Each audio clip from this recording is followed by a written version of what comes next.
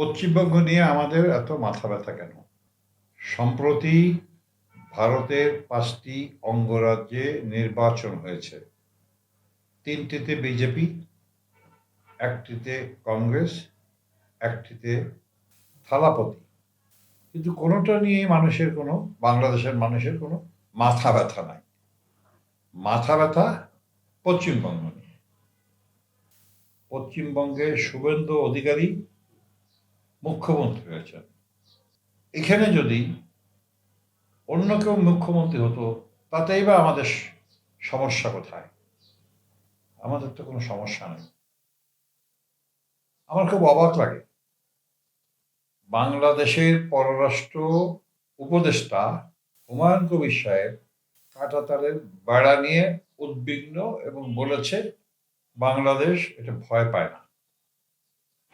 আমার প্রশ্ন, আমার জিজ্ঞাসা, তাদের এলাকায় তারা কাঁটাতারের বেড়া দিক, না হলে ৯ ফুট ওয়াল করুক, আমাদের মাথা ব্যথার কারণটা কি?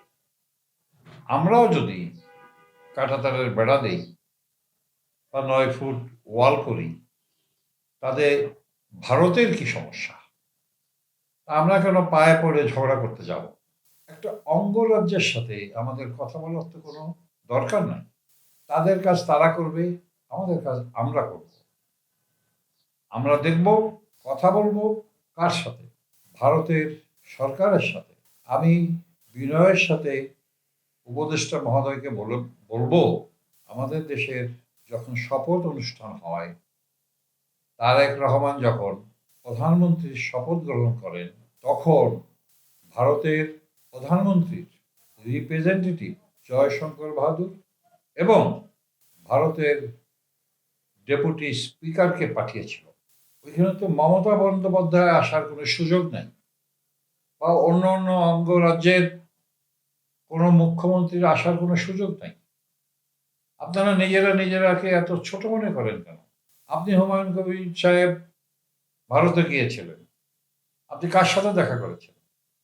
আপনি জয়শঙ্কর বাবুর সাথে দেখা করেছেন, আপনি ভারতের অমিত শাহের সাথে দেখা করেছেন, আপনি ভারতের অন্যান্য মন্ত্রী মহোদয়দের সাথে দেখা করেছেন।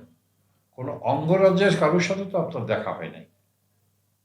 এত ছোট মানসিকতা আপনাদের কেন? বাংলাদেশে কোনো অঙ্গরাজ্য নাই। বাংলাদেশে যে প্রাদেশিক সরকার গঠন করার চিন্তা ভাবনা করেছিল আমার দলের চেয়ারম্যান পল্লী বন্ধু হোসেন মোহাম্মদ এরশাদ, প্রাদেশিক গভর্নমেন্ট ফর্মুলা তৈরি করেছিল, যেমন ঢাকা, রাজশাহী, সিলেট, চট্টগ্রাম, খুলনা। তখন এটা একটা অঙ্গরাজ্য হতো, মুখ্যমন্ত্রী থাকতো, কিন্তু এখন সেটা নাই। তা আমার প্রশ্নটা হলো খুব স্বাভাবিক, ভারত আমাদের বন্ধু রাষ্ট্র। আপনাদের নিশ্চয়ই মনে আছে, আমাদের ভারতের প্রতিটি কাজে দরকার, তিস্তার পানি বন্টন সহ বহু কিছু। তখন ভারতের কেন্দ্রীয় সরকার তিস্তা নদীর পক্ষে ছিলেন। পশ্চিমবঙ্গের মমতা ব্যানার্জি বিরোধিতা করেছিলেন। এটিকে আপনাদের সবার মনে আছে? নাই। আমরা চেষ্টা করব, যেহেতু এখন বিজেপি গভর্নমেন্ট আছে পশ্চিমবঙ্গে, আমরা সেন্ট্রাল গভর্নমেন্টের সাথে কথা বলে পশ্চিমবঙ্গকে এ ধরনের ন্যাক্কারজনক কথা না বলে আমরা তাদের সাথে আমাদের স্বার্থ সিদ্ধি করার জন্যে যতটুকুন করার দরকার ততটুকুনি আমাদের করা উচিত। আমাদের কথা বলতে হবে, আমাদের প্রাইম মিনিস্টার কথা বলবে ভারতের প্রাইম মিনিস্টারের সাথে। মূল কথাটা হলো, আমরা যখন কোনো বিপদে পড়ি সবচেয়ে এগোয় আসে কে? এবারে যখন আমরা তেলের সংকট পড়লাম, ভারতের কেন্দ্রীয় সরকার পাইপ লাইনে আমাদেরকে তেল দিয়েছে। কই পাকিস্তান দিয়েছে? কই আমেরিকা দিয়েছে? কেউ দেয়নি। আমাদের প্রতিবেশী লোক যারা, তারা আমাদেরকে তেল দিয়েছেন। একদিনের মধ্যে তেল আমাদের দেশে পৌঁছে দিয়েছে। কিন্তু আমরা দালালি করছি কাদের? এখন আমার যেটা মনে হচ্ছে, বর্তমান এই মেটিকুলাস শব্দটি একটা নূতন শব্দ, এটা শুনি নেই, আগে কোনোদিন শুনি নেই। এই সুৎখোর ইনুস, লুটেরা ইনুস, এই মেটিকুলাস ডিজাইনের শব্দটা মানুষের রন্ধ্রে রন্ধ্রে পৌঁছে দিয়েছে। আমাদের উচিত 400-র উপরে যে শিশু হামের টিকার অভাবে মৃত্যুবরণ করেছে, তাদের এই মেটিকুলাস ডিজাইনের সুৎখোর ইনুস কমিশন খাওয়ার জন্যে হামের টিকা আনে নাই। এটাকে সাধারণ মৃত্যু নয়, এটা একটা অপমৃত্যু। এই অপমৃত্যু দায়িত্ব ইনুস এবং নূরজাহান আহমেদের। শেখ হাসিনা সরকারের সময় ৪৫,০০০ কোটি টাকা স্বাস্থ্য খাতে দিয়েছিলেন, সেটাকে কোথায় গেল? এই সুৎখোর ইনুস কি করেছে? 18 বার বিদেশে গিয়েছে। আমার প্রশ্নটা হল, এই ইনুস যে হোটেলে থেকেছে লন্ডনে, সেই হোটেলের ভাড়া প্রতিদিন 10 লক্ষ টাকা।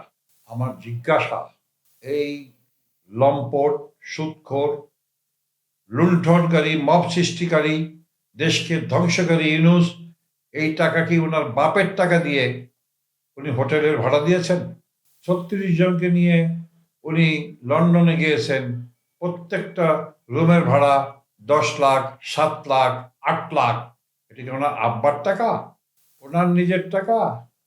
ওনার নিজের টাকা যদি হয়, উনি তো 1 লাখ টাকাও কোথাও দিয়ে রুম ভাড়া করে থাকবে না। এই টিকার টাকা দিয়ে এই 18 বার বিদেশে গেছে, একবার গেছে 97টা লোক নিয়ে। এর মধ্যে ওনার মেয়ে ছিল, ওনার বান্ধবী ছিল। বাপের সম্পত্তি লুণ্ঠনকারী। ওই আমার একটা কথা বারে মনে হয়, যে যায় লঙ্কায় সে হয় রাবণ। ইউনূস কি মনে করেছিল এটা তারা বাবার প্রপার্টি মনে করার জন্যই উনি দাসত্ব চুক্তি সই করেছে আমেরিকার সাথে, যে দাসত্ব চুক্তিতে বাংলাদেশের ভূখণ্ড নষ্ট হবে, বাংলাদেশের মানুষ ভিক্ষুকে পরিণত হবে, বাংলাদেশের মানুষ তাদের নিজেদের সার্বভৌমত্ব নষ্ট হবে। আমাদের বর্তমান প্রধানমন্ত্রী তারেক রহমান সাহেব চুপচাপ কেন? জিজ্ঞেস করি, সাধারণ মানুষ হিসেবে জিজ্ঞেস করি। এবং আরও তারেক রহমানকে বলবো, আপনার আশেপাশে যে লোকগুলি আছে, সেই লোকগুলি আপনাকে ভুল তথ্য দিয়ে আপনাকে দেশের মানুষের কাছে যাতে ছোট করা যায়, ইংলিশে বলে আনপপুলার। আপনাকে আর জীবনে ভোট নিতে হবে না, আপনি কি আর নির্বাচনে অংশগ্রহণ করবেন না? শেখ হাসিনা যেমন 17 বছরে নিজের বাপের প্রপার্টি মনে করেছিল, যাকে ইচ্ছা তাকে মন্ত্রী বানিয়েছিল, গান বাজনা খেলোয়াড় মেলোয়াড় থেকে ধরে নিয়ে এসে আপনার এমপি মন্ত্রী বানিয়েছিল, আপনিও তদ্রুপই করছেন। আপনার দলে বহুত, বিএনপিতে বহুত সংগ্রামী নেতা আছে যারা পড়ালেখা জানে, দেশকে ভালোবাসে, তাদেরকে নিয়ে আসেন, সামনে নিয়ে আসেন, সামনে সারিতে দাঁড়ান। আমরা আশা করব, যেমন নেপালের প্রধানমন্ত্রী দলের শাহ, আমেরিকার ভারতের অ্যাম্বাসেডার সার্জিও গোর, ট্রাম্পের বন্ধু এবং ব্যবসায়ী পার্টনার, উনি নেপালের প্রধানমন্ত্রীর সাথে দেখা করার চেষ্টা করেছিলেন, তার সাথে দেখা করে নাই। উনি বলেছেন যে একমাত্র আমার সমকক্ষ প্রধানমন্ত্রী অথবা রাষ্ট্রপতি পর্যায়ের লোক ছাড়া আমি কারোর সাথে দেখা করি না। আমরা আশা করব আমাদের প্রধানমন্ত্রীও বলা উচিত যে আমি তার সাথেই দেখা করব, যে আমার সমকক্ষ। একটা সেক্রেটারি আসলে বা একটা বিদেশের কোনো লোক আসলে খটখট করে দেখা করতে হবে, আমরা নিজেদেরকে অসম্মানিত বোধ করি বলে আমি মনে করি।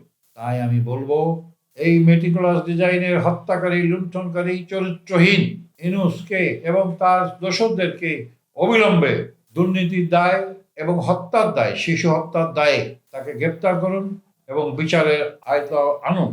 না হলে বাংলাদেশের মানুষ যেভাবে ফুঁসে উঠছে, আপনি কিভাবে কি করবেন এটা আল্লাহই বলতে পারে।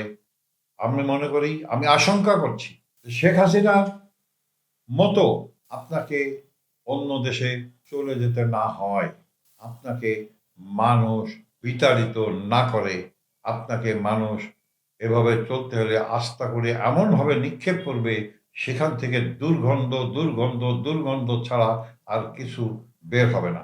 আমরা পশ্চিমবঙ্গ নিয়ে কথা বলবো কেন? আমাদের মনে রাখতে হবে পশ্চিমবঙ্গ আমাদের পাশের রাষ্ট্র, মেশামেশি, আমাদের তাদের সাথে সুসম্পর্ক রাখতে হবে। আমরা কথা বলবো ভারতের কেন্দ্রীয় সরকারের সাথে। আমরা কোনো অঙ্গরাষ্ট্রের মুখ্যমন্ত্রী বলেন, এ মন্ত্রী বলেন, ও মন্ত্রী বলেন, এদের সাথে আমাদের কথা বলার কোনো যৌক্তিকতা আছে বলে আমি মনে করি না। পরিশেষে আমার একটা ইউটিউব চ্যানেল আছে, পেপার সাপ কথা। আপনারা লাইক করুন, সাবস্ক্রাইব করুন, শুনুন। আমি যদি কোনো ভুল তথ্য দিয়ে থাকি কমেন্ট বক্সে জানান, আমি রেকটিফাই করব ইনশাআল্লাহ। সকলকে আন্তরিক শুভেচ্ছা ও ধন্যবাদ জ্ঞাপন করছি।